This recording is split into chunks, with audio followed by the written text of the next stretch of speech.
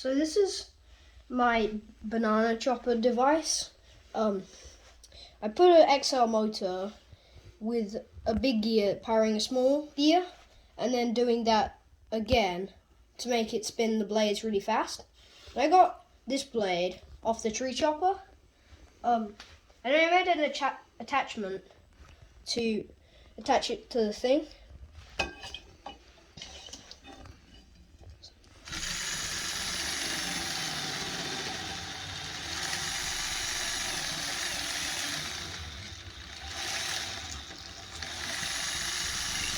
That side works well, and now I'm going to try the other side.